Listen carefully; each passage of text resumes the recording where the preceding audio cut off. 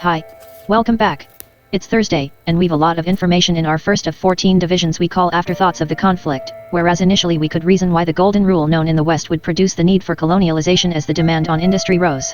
In the textbook, #Nguyen Saigon and Vietnam, the King's Bastard Sons, this Berg Mountain optional course, though generations removed from April 30th of 1975, travel back in time when fathers returned from work, home, weren't guaranteed, and in children's prayers saying, "Our Father who art in heaven," a face was added to a figure above we call Dad. Without such research, pertinent issues may have been left in the past, filmed no more, with closure never having been found.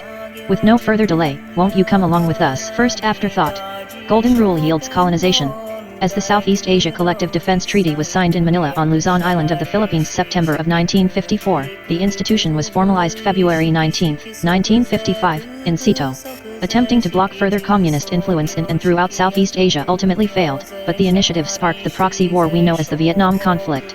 The difference between the Western Bloc and the Eastern Bloc represented allies of superpowers following World War II in the United States and Russia respectively, who wouldn't declare war but supported efforts of those pulling triggers of weapons on others more genetically hybrid than not. In this chapter we cover the Golden Rule and its yielding colonization. Europe was an all but exhausted juxtaposition of names of places after people whose descendants left their home countries for fortune and providence, where mountains, lakes, and valleys unknown to others could be named after them specifically. Second sons of nobility found freedom and liberty in trade between those who'd soon be colonized. Many see colonialism negatively today because of its insatiable appetite, but initially the necessity of trade didn't force labor on indigenous but was mutually beneficial. Before 1862 the Second French Empire knew what could be gained from annexing Cochinchina, where a plantation economy was established mainly to produce rubber. I know what you mean, good help is hard to find. How could anyone convince indigenous Vietnamese to work without introduction to the story of Christ's sufferings? But with the story comes sympathy, a sense of humanity, and French soldiers so far from home they chose to stake claim in Vietnam, and consequently Vietnamese women. Seeing where we can, we try to help, but as the Golden Rule yields colonialization, men had to rely on sons. Perhaps, the most basic instinct behind breathing and knee-jerk reactions is helping others in need, which is where trade was initiated first and foremost through the word. Why?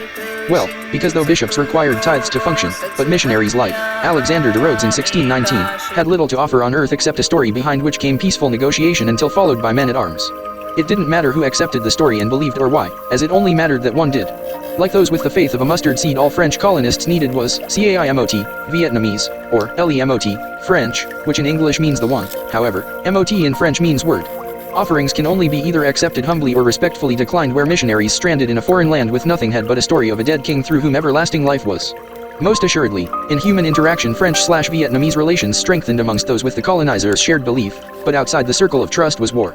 As CAIMOT, LEMOT, the one or the word multiplied socially, materialistically, and biologically, rites of passage into French colonial society in Vietnam began with French, Gene 1, 1-5 for genetics, we say, English, John 1, 1-5 as, in the beginning was the word, MOT. Not preaching but analyzing a zeitgeist in John 1, 5, the light shines in the darkness, and the darkness has not overcome it, was proven as Saigon fell on April 30th of 1975. I think MOT is just Tom spelled from right to left, where Tom in Vietnam grew Plantagenet, immersed too deep in culture to be extracted. Feeling equal with others who offered Bibles for reciprocal smiles, returning to a reality where much farther down the Vietnamese totem pole outside colonial society men's yearning for French offerings led to war. The main issue was orientation, where strong the word may be, but of all those orientated to the franchising system, families, friends, and any others found could never have been enough. With the Golden Rule, like knee-jerk reactions, those offering do so to those familiar, where it was simple to tell friends from foes, as smiles are contagious, frowns tend to repel, and rubber plantations made Vietnamese workers subject to supply and demand. No one wants to do anything uninspired, but responsibility comes when traffic and trade afford enough financial comfortability to consider offering another cohabitation. Steady work may be less profitable than hitting the lottery, but doing nothing between playing and winning, if whether or not one does, is hard to explain to a hungry spouse and child waiting for his or her return. And so, colonization comes from those who want things they lack, where within society one may pray, work or pray where they'll come eventually, while outside protection of the market was war. The first Indochina War was called Korea, which was followed by the second we call the Vietnam conflict, as technically America hadn't declared one. The Golden Rule yielded colonialism not necessarily because the French thought they were physically, genetically, or militarily better, but because demand for the supply of rubber accelerated since 1850.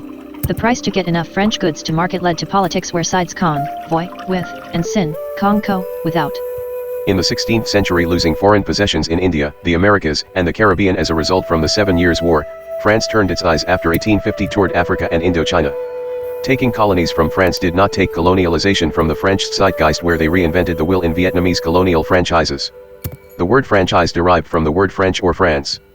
Like you got mossed in football was named after a player whose style of catching balls over opponents embarrassed them, you got franchised was named after how French soldiers colonized Vietnam. It's just that once the Vietnamese were introduced to toilet paper, forks, and other amenities of European culture, demand grew as generations passed while continued supply required labor of a plantation society. Sure, Frenchmen considered themselves above Vietnamese within boundaries of colonies, because subject to the word, mot French, and, thus, Freemasons so mote it be. Between the industrial machine of French colonialization and little boys born in a jungle's unrefined colonialism created a widening gap in Vietnamese. Sure, missionaries came to help, but as their golden rule yielded colonialism, men untainted by European influence rely on their sons. So, war began in 1619 and Rhodes. That concludes the information for this time, but feel free to carry on further research, if and when time permits. Next session we cover in our second afterthought the consequences of French imperialism.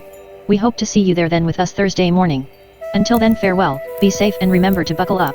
It's the law. Thank you for your time and consideration.